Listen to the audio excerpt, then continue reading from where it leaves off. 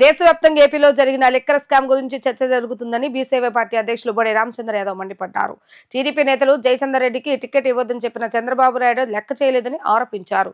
చీకటి ఒప్పందాల ద్వారా నకిలీ మద్యం రాష్ట్రంలోకి ప్రవేశించిందని విమర్శించారు. లిక్కర్ స్కామ్ లో నిందితుడు మిథున్ రెడ్డి అంతర్జాతీయ ఎంపీల బృందంలో ఎలా ఉన్నారని ప్రశ్నించారు. మిథున్ రెడ్డికి చంద్రబాబు నాయుడు ఆశీస్సులు ఉన్నాయని తెలిపారు. లిక్కర్ స్కామ్ ను సిబిఐకి అప్పగించాలని డిమాండ్ చేశారు. రానున్న రోజుల్లో రాష్ట్రంలో జరిగే అవినీతి అక్రమాలను తిప్పికొట్టేందుకు బీసీవై పార్టీ తరఫున పోరాటాలు చేస్తున్నామంటున్న బీసీవై పార్టీ అధ్యక్షులు బొడే రామచంద్ర యాదవ్ తో మా ప్రతినిధి లిఖిత ఫేస్ టు ఫేస్.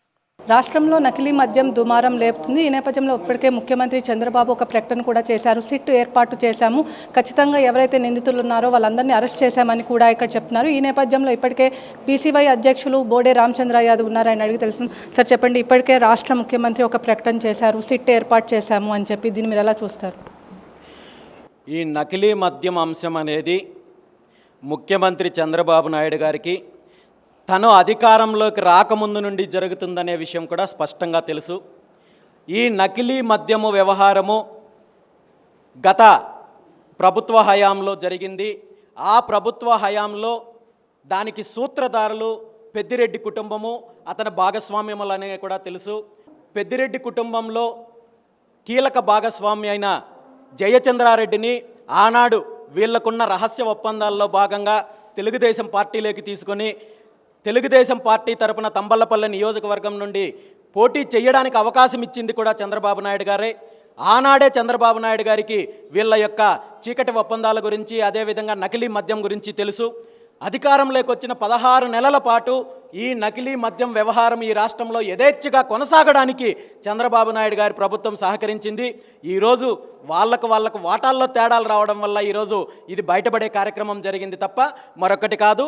ఇప్పటికి కూడా వీళ్ళు కేవలము ముఖ్యమంత్రి చంద్రబాబు నాయుడు గారు మేము సిట్ ఏర్పాటు చేస్తున్నాము, చర్యలు తీసుకుంటున్నామని చెప్పి ప్రకటనలకు పరిమితం అవుతున్నారు తప్ప నిజమైన చర్యలు తీసుకోవడం. మీరు ఇలా చెప్తున్నారు, ఇటు తంబలపల్లి ఎవరైతే జనార్దన్ రెడ్డి ఉన్నారో ఆయన్ని ఆల్రెడీ పార్టీ నుంచి సస్పెండ్ చేశాము, అదేవిధంగా అరెస్ట్ కూడా A1 నిందితుడు అరెస్ట్ చేశామని కూడా నిన్న చంద్రబాబు ఒకటి ప్రకటనలో చేశారు. ఏదైతే పార్టీలో తెలిసినప్పుడు వెంటనే సస్పెండ్ చేశామని కూడా చెప్పారు. ఎలా చూస్తారు? ఈ అంశము ఇప్పటికిప్పుడు మాకు తెలిసిపోయింది అని చెప్పడము చాలా హాస్యాస్పదము. ముఖ్యమంత్రి చంద్రబాబు నాయుడు గారికి, అధికార పార్టీకి పూర్తి స్థాయిలో అక్కడ జరుగుతున్న నకిలీ మద్యం గురించి అధికారంలోకి వచ్చిన మొదటి రోజు నుండి తెలుసు.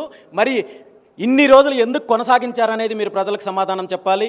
ఇన్ని రోజులు ఈ 16 నెలల్లో ఎన్ని వేల కోట్ల రూపాయలు మద్యము ఈ రాష్ట్ర ప్రజలకు అందించారు, దాని ద్వారా ఎన్ని వేల కోట్ల రూపాయలు స్కామ్ జరిగిందనే విషయం కూడా ముఖ్యమంత్రి చంద్రబాబు నాయుడు గారు సమాధానం చెప్పాలి.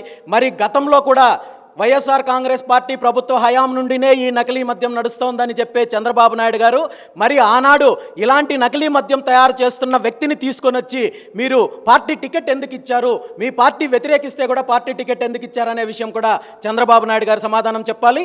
ఇదే మద్యం స్కామ్లో ప్రధాన నిందితుడిగా ఉన్న ఎంపీ మిథున్ రెడ్డి గారిని కేంద్ర ప్రభుత్వం బృందంలో, ఎంపీల బృందంలో విదేశాలకు పంపించడానికి ముఖ్యమంత్రి చంద్రబాబు నాయుడు గారు ఎందుకు సహకరిస్తున్నారో కూడా ముఖ్యమంత్రి చంద్రబాబు నాయుడు గారు చెప్పాలి. ఇవన్నీ కూడా వాటాలు, ఏదైతే జరిగిన అవినీతిలో వాటాల కోసమో చేస్తున్న చర్యలు తప్ప అవినీతిని అరికట్టడం కోసమో లేదంటే గతంలో జరిగిన అవినీతి పైన చర్యలు తీసుకోవడం కోసమో మాత్రము 100% కాదు.